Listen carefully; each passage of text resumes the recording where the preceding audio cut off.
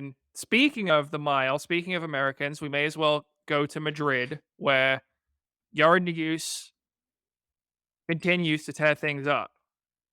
This man, okay, he didn't make the US team last year, but once he got healthy and started racing, he won his last 4 races in 2022 in Memphis, Raleigh, Lucerne, and Padua.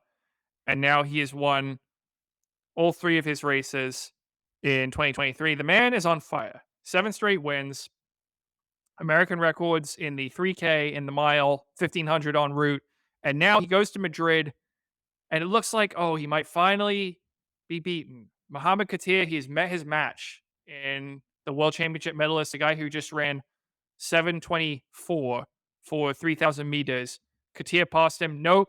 Nuguse answers right back. In the home straight, there was no question which man was better. It was Yared Nuguse. He takes him down. He runs 3:33 at a little bit of altitude, 2,000 feet in Madrid, and gets the victory. And that's a wrap on Nuguse's indoor season. And I don't know if it changes how I think of Nuguse all that much. I mean, after that 347 mile closing in 25, I I knew this guy was in shape to, yeah, I knew he's one of the best guys in the world. It doesn't stun me that he beat Katia, but it was fairly convincing over the last 50 meters. It just backs up kind of backs up what I thought about him. Correct, but he beat the 10th fastest miler in the world on home soil while doing most of the work once the rabbits fell away. Super impressive. And let's take a step back. I mean, what an indoor season. Like, when it started, this guy was the 3rd best miler in his training group. As of right now, February 24th, 2023, he's the best miler in the world. I don't think there's really any doubt about it. If you put him in a race right now with Jakob Ingebrigtsen, I think he would win. I think he should be favored to win.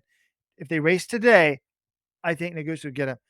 This race wasn't quite as impressive as Millrose to me, but 25 flat, 24.9, a 347 race is sick. But we've seen it all. We've seen the fast 3K. We've seen the fast mile. We've seen it at altitude. We've seen him front running. What I loved about the race also was the tactics here. Like, he went out a little bit fast, backed off. He just has a good sense of what he wants to do. Almost ran a 30 there, 29.8, like between 900 and 1100, gets past, and then just gets the win. Like, when's the last time an American won 7 straight 1500s or miles on the circuit? It would have to be Bernard Lagat. I mean, did Alan Webb even win 7 in his career? Nick Willis win 7 in his career? I know that a lot of these were B team. You know, he wasn't racing the A Centro circuit. in 2016 won a bunch because he won the Olympics. He won USA's, the Olympic trials. He won indoors, Millrose and World Indoors. I don't know if he ran the pre-classic and got beat or something. I don't know if it was 7, but obviously a few of those wins were higher quality. But yeah, no, this is a great result for Nuguse.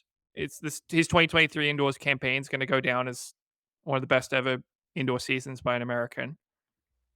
And I agree with you, Robert. If you held the race right now, February 24th, I think Nuguse beats Ingebrigtsen. That's just because we know Ingebrigtsen, his training hasn't been the best. He missed time due to illness.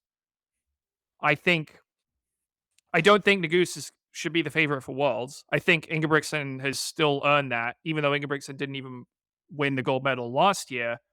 I still think it is best. He's the best guy, and he'd be my favorite. Do you guys agree with that sentiment, or do you think Nuguse or Whiteman or someone else is the favorite right now in the 1500? Ingebrigtsen's definitely the favorite. He's got the body of work. I think he's faster than everybody else if they all run at their peak. But we're learning a lot about Nuguse. And even the race right now, Ingebrigtsen did run 3:32.38 after being sick, sort of not great training. So I don't think it's a guarantee Nuguse beats him right now.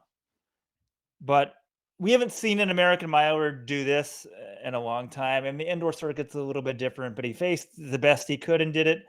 My question for you is, John, if you're Yared Nuguse, Should he go to BU this weekend and essentially take down the world record?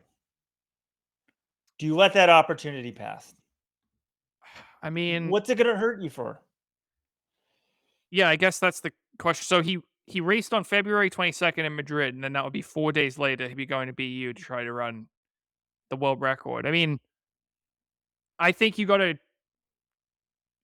know how he's feeling. You got to be in there. Dathan Ritzenhein's going to decide, like, hey, is one more race going to kill this guy, or if I pushed him too far? Like, he's accomplished pretty much everything. I mean, he doesn't have the world record, but he could call it a season right now. It's fine. He just goes preps for outdoors. There is a tendency, like, you don't want to get greedy and just say, okay, we stressed him he pushed him for one too many races, and now we're paying for it. Would another race in Boston do that? Probably not, but I don't know. If you want to be cautious, I can understand that. Especially, like, he just raced in Madrid Wednesday, and then they're going to race him again on Sunday. You know, that's not a ton of time to recover. Look, if it was an outdoor world record, definitely go for it. But you got a bouncy track. No, I don't. He's an injury-prone guy. I don't think he does it. If he raced anywhere, I'd want him to be in Birmingham tomorrow because he would lock up. I mean, nobody cares about indoors, but he's leading the World Indoor Tour points. He would lock up the win there. He would be booked for World Indoors next year. Doesn't count for World Outdoors, but we would get an extra spot for World Indoors. So that's what I would do. You know, I mean, Yomif Kajelic is the world indoor mile record holder. Does it mean anything? It'd be cool for him to do it, have an American do it. But it reminds me of like Cameron Myers. Like, should he have been greedy and gone for the record 9 days earlier? He could have easily broken 4. But I was thinking, no, you stick to the plan that you have. This is an injury-prone guy. Don't be stupid. Yeah, when you lay it out like that, Rojo, I think I agree.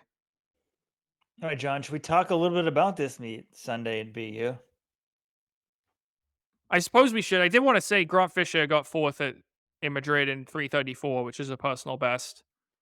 Good bounce back race for him. I mean, Yeah. I'm saying bounce back. He ran 7:35 in Madrid. It's not like he totally bombed, but he was outclassed by the top guys in that field. So I think it seems like a good confidence boost for Grant. In his interview with Let's Run afterwards, he was saying, he needed this sort of affirms that things have been going well in Flagstaff and that he's still fit, and there's no reason to go crazy about getting beaten in a race where the world record happened. So solid result for Grant Fisher in 3:34 in altitude in Madrid. Maybe that's a 3:33 at sea level. It was 3:34.99. So no, I think he should be pleased with that. I mean, a PB, I thought it was a really good run for him, especially compared to the first one. Mm-hmm. And we had boots on the ground. If we have other supporters club members overseas want to help us cover some of the meets, let us know. Email me, weejo@letsrun.com.